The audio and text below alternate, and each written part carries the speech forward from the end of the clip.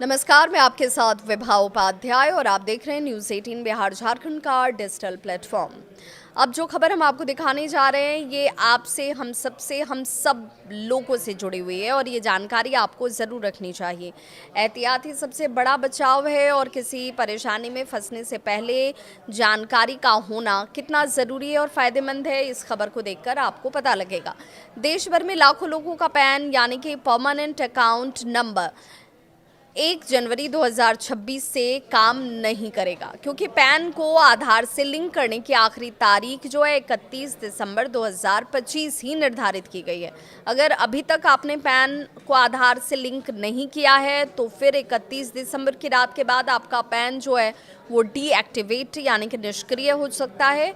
और ये क्यों ज़रूरी है वो हम आपको बताते हैं, क्योंकि हो सकता है संभवतः आपके दिमाग में ये सवाल भी हो कि भाई इसको लिंक करने से हासिल क्या होगा, क्यों इसके लिए इतना दबाव बनाया जा रहा है। तो ये जान लीजिए, आयकर विभाग ने 3 अप्रैल 2025 के नोटिफिकेशन में ये कहा था कि जिन लोगों को पैन 1 अक्टूबर 2024 के बाद मिला है उन्हें 31 दिसंबर 2025 तक अपना पैन आधार से जोड़ना ही होगा, यानी कि इसे अनिवार्य कर दिया गया। सुनियोजित जुर्माना भी आपको लगाया जाएगा अगर आपने ऐसा नहीं किया तो।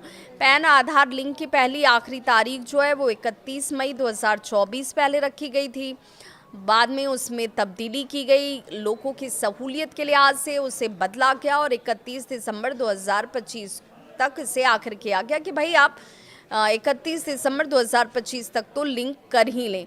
तो भी आपको, अगर आप लिंक करते हैं तो आपको क्या जुर्माना देना होगा, तो 1000 का जुर्माना तो तब भी पड़ेगा, क्योंकि असली जो तारीख थी वो आपके हाथ से निकल गई है। तारीख निकली तो फिर उसका आपको जुर्माना देना होगा। पैन निष्क्रिय होने के बाद क्या समस्याएं आपके सामने आएंगी वो भी जान लीजिए, क्योंकि अगर आपको ऐसा लग रहा हो कि भाई हमने लिंक नहीं भी किया तो उससे बहुत ज़्यादा कुछ फ़र्क नहीं पड़ने वाला है, तो बिल्कुल फ़र्क पड़ेगा आपको।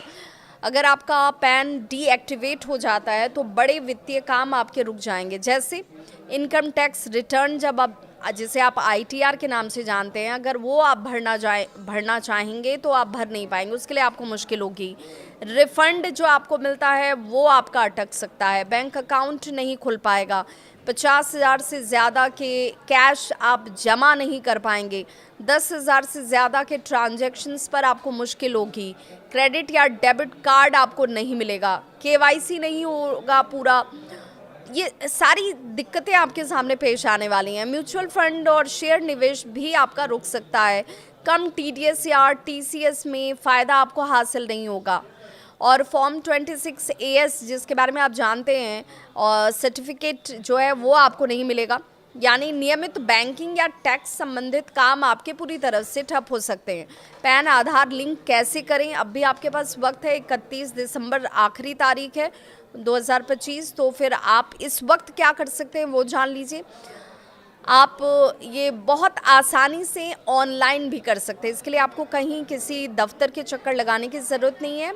आपको अपने मोबाइल या कंप्यूटर पर आयकर ई फाइलिंग पोर्टल को खोलना होगा। अब एक एक करके वो प्रोसेस जान लीजिए। अब आप जैसे ही ये पोर्टल खोलेंगे, incometax.gov.in/IEC/FO पोर्टल आपको बाईं तरफ नज़र आएगा, जिसमें लिंक का ऑप्शन दिखेगा। इस लिंक आधार टैब पर क्लिक कर दीजिए।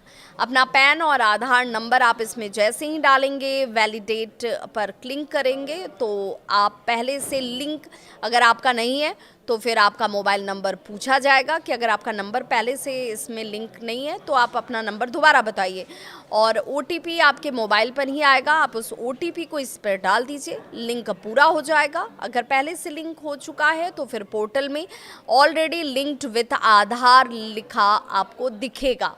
ध्यान दें, पैन, आयकर, बैंकिंग, निवेश ट्रांजैक्शंस में ये आवश्यक है। लिंक नहीं होने पर सरकारी सेवाएं आपके लिए मुश्किल होंगी। सबसे सुरक्षित तरीका है अभी आज ही आप इसे लिंक कर लें। इस खबर को लेकर आपकी क्या है राय, ज़रूर साझा करें, और ख़बर अगर आप पसंद आई हो तो इसे लाइक और शेयर ज़रूर करें।